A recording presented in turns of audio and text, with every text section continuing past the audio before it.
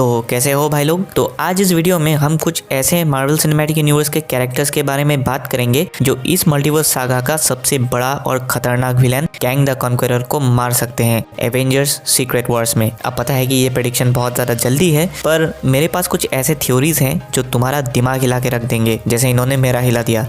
दिमाग की बात कर रहा हूँ मैं। तो आप देख रहे हो द नॉटी बट एंड शुरू करते हैं अपना बकवास। तो इस लिस्ट में जो सबसे पहला कैरेक्टर है जो कैंग को मार सकता है वो है कैंग। हाँ, तुमने सही सुना, क्योंकि देखो ये मल्टीवर्स की बात है और मल्टीवर्स में सबका एक ऑल्टरनेट वर्जन होता है, जिनमें से कुछ अच्छे होते हैं तो कुछ बहुत ज़्यादा हरामी होते हैं। और ये चीज़ हमने डॉक्टर स्ट्रेंज की मूवी में ऑलरेडी देख लिया है। तो कहीं ना कहीं ऐसा हो सकता है कि जब सारे एवेंजर्स और फैंटास्टिक फोर उसका सामना नहीं कर पाएंगे तो फाइनली वो जाके कैंग के एक अच्छे वेरिएंट से मिलेंगे और उसी के मदद से हरामी वाले कैंग को हराएंगे। और ये चीज़ इतना भी ज़्यादा शॉकिंग नहीं है क्योंकि कॉमिक्स में ये हो चुका है। और अगर एमसीयू के व्यू पॉइंट से देखें तो लोकी सीजन के फिनाले में तुमने देखा होगा ही हू रिमेन्स ही वो एक बंदा है जिसने बाकी के वेरिएंट्स को हरा के मल्टीवर्सल वार को ख़त्म किया था।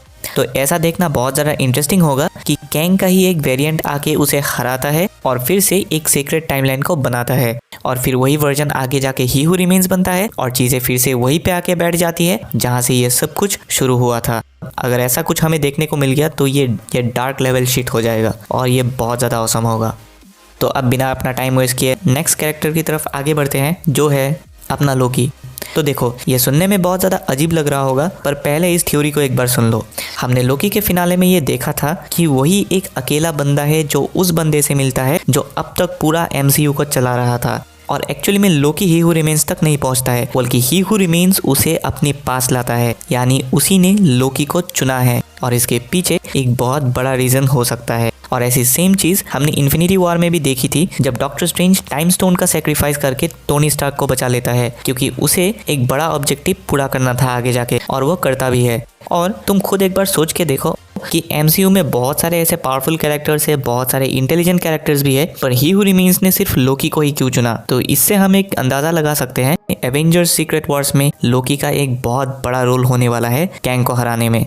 तो अब तीसरा जो कैरेक्टर है जिसे हम कंसिडर कर सकते हैं इस लिस्ट में वो है अपने master of mistake arts doctor strange, ना कि मास्टर स्ट्रेंज, ना mister strange, doctor of mistake arts doctor strange. तो डॉक्टर स्ट्रेंज अब एमसीयू में उन कैरेक्टर्स में से एक है जिसे मल्टीवर्स के बारे में पता है। और डॉक्टर स्ट्रेंज की थर्ड पार्ट में हमें ये ऑलरेडी टीज मिल चुका है कि वो इनकर्जन पे बेस्ड होगी और ये सीधा जाके कनेक्ट होता है मल्टीवर्स और सीक्रेट वॉर्स से। और सीक्रेट वॉर्स कॉमिक की कहानी शुरू ही होती है इनकर्जन से, जो एक्चुअली में एक ऐसा खतरनाक इवेंट है जहाँ मल्टीवर्स के इम्बैलेंस के वजह से बहुत सारे अलग अलग रियलिटीज एक साथ में कोलाइड करती है और खुद को डिस्ट्रॉय कर लेती है, जहाँ अपने यूनिवर्स के सुपर हीरोज अपनी रियलिटी और अर्थ को बचाने के लिए दूसरे वाले को डिस्ट्रॉय कर देती है। और इसे हम कहेंगे द मल्टीवर्सल वॉर, जिसके लिए साफ साफ जिम्मेदार होगा अपना कैंग और उसके वेरिएंट्स। अब ये डॉक्टर स्ट्रेंज का नेक्स्ट मूवी में ही हमें इसका असली एक्सप्लेनेशन मिलेगा और आगे जाके क्या होने वाला है इसके बारे में कुछ ज़्यादा पता चलेगा। पर जिस तरीके से वो लोग डॉक्टर स्ट्रेंज की कहानी को सेटअप कर रहे हैं उससे तो इतना श्योर हो जाता है कि कैंग और डॉक्टर स्ट्रेंज का एक बड़ा क्लैश होने वाला है, जैसे हमने इन्फिनिटी वॉर में थैनोस और डॉक्टर स्ट्रेंज के बीच में देखा था।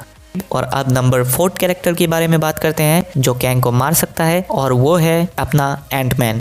पहली बात तो ये है कि मैं इस थ्योरी से इतना ज़्यादा एग्री नहीं करता था, पर बाद में मैं जब इससे रिलेटेड फैन थ्योरी और अपने कॉमिक वर्स वाले मोहित भाई का वीडियो देख लिया तो मेरे को अब लगता है कि भाई ऐसा भी हो सकता है, क्योंकि एमसीयू का हर ट्रेलर में हमें ये टीज दिया जा रहा है कि एंटमैन का शायद से ये एमसीयू में लास्ट प्रोजेक्ट हो सकता है। पर हमें ये भी नहीं भूलना चाहिए कि वो यही स्टूडियो है जिसने इन्फिनिटी वॉर के ट्रेलर में हमें हल्क को दिखाया था। तो कहने का मतलब ये है कि एंटमैन इस मूवी में नहीं मर सकता और ना ही कैंग उसे मारेगा, क्योंकि थ्योरी के हिसाब से इस ट्रेलर में हमने ऑलरेडी कैंग को एक टूटे फूटे हालत में देखा है। और अगर तुमने एंटमैन का डायलॉग सुना होगा तो वो कहता है we just both need to loose.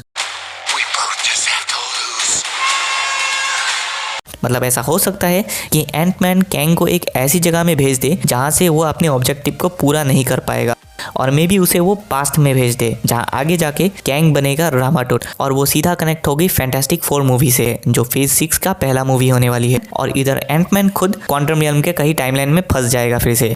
अब ये बस एक फैन थ्योरी है, ये सच नहीं भी हो सकता है, बस सुनो और मजे लो। अब जो फाइनल कैरेक्टर है जिसका बहुत ज़्यादा पॉसिबिलिटी है कैंग को डिफीट करने का, वो है falcon and the winter soldier का जॉन वॉकर।